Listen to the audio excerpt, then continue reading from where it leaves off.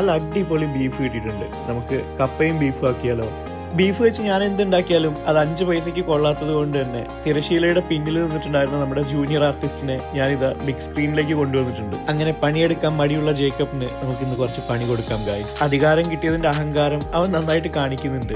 കഴുകുക, മുറിക്കുക, ഇളക്കുക എന്നൊന്നല്ലാതെ മെയിൻ സ്ട്രീമിലുള്ള ഒന്നും തൊട്ടുപോകരുതെന്നാണ് എനിക്ക് തന്ന ഇൻസ്ട്രക്ഷൻ. ഇവൻ എന്റെ വീട്ടിൽ വന്ന് കയറിയാലേ ഇത് എന്റെ വീടാണോ അതോ ഇവന്റെ വീടാണോ എന്നുള്ള സംശയം എനിക്ക് എപ്പോഴും ഉണ്ടാവാറുണ്ട്. കാരണം അതുപോലെ ഫുൾ ഭരണവും അവൻ അങ്ങ് ഏറ്റെടുക്കും. ഇങ്ങനെയുള്ള ചില എച്ചി ഫ്രണ്ട്സ് നിങ്ങൾക്കും ഉണ്ടാവില്ലേ? അങ്ങനെ ഉണ്ടെങ്കിൽ അവരെ ഈ കമന്റ് ബോക്സിൽ പിടിച്ചങ്ങ് മെൻഷൻ ചെയ്തേക്ക്, അവർക്കും കുറച്ച് ആശ്വാസമാവട്ടെ.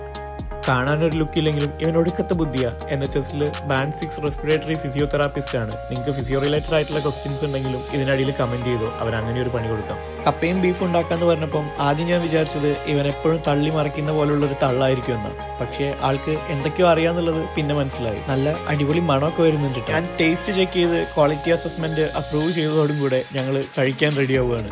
അങ്ങനെ ഇവന്റെ കപ്പയും ബീഫും നല്ല ടേസ്റ്റ് ഉണ്ട്. പിന്നെ അത് സമ്മതിച്ചു കൊടുക്കാൻ മനസ്സില്ലാത്തത് കൊണ്ട് തന്നെ ഞാൻ പറഞ്ഞു തന്ന സ്റ്റെപ്സ് എല്ലാം നീ കറക്റ്റ് ആയിട്ട് ഫോളോ ചെയ്തതുകൊണ്ട് ഇത് വലിയ തരക്കേടില്ലാതെ വന്നിട്ടുണ്ട് എന്ന് പറഞ്ഞുകൊണ്ട് ഒരു പ്ലേറ്റ് ഞാൻ ഇരുന്ന ഇരിപ്പിനങ്ങ് കാലിയാക്കി.